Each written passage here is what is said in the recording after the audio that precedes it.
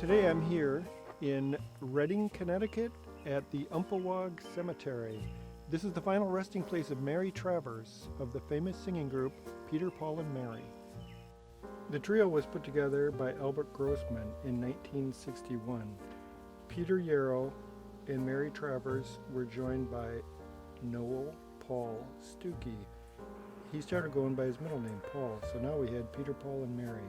They started recording and their albums were a big success.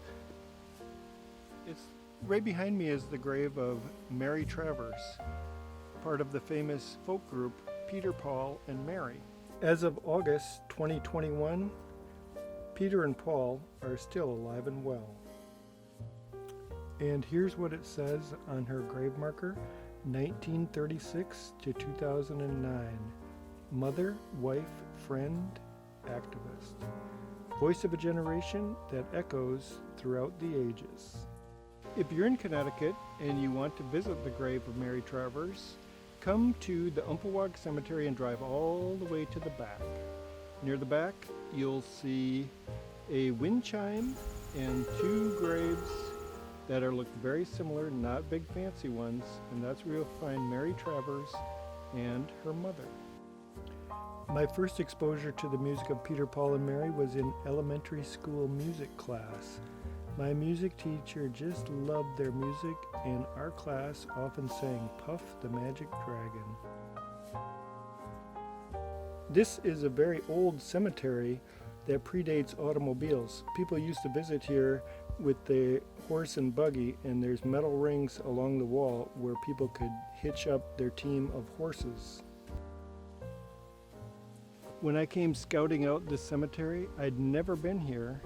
I had no idea where was the grave of Mary Travers.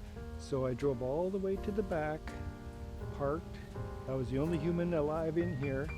Very quiet day. I was walking back and forth. I started at the end of the cemetery and went up and down, up and down. And I was looking for a nice big grave of some famous person, something elaborate. But I got all the way to the front and I checked the whole cemetery and didn't see it. So I went back to where I was parked, and then two ladies came out in a car, and I asked them, do you have any idea where's the grave of Mary Travers? And the very helpful lady said, oh yeah, I know where it is. It's over here. There's two that are very similar. It's she and her mother. So, and she also said you can find it because there's a wind chime near their graves. So when I got there, I was like, wow, that's not a very fancy grave for somebody that's famous all over the world as a singer and a songwriter.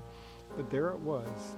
And you know, I was thinking about it, and Mary's mother passed away first.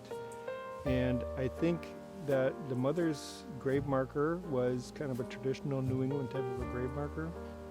And when Mary was getting near the end of her life, I'm just speculating, but she maybe just said, oh, I want the same like my mother.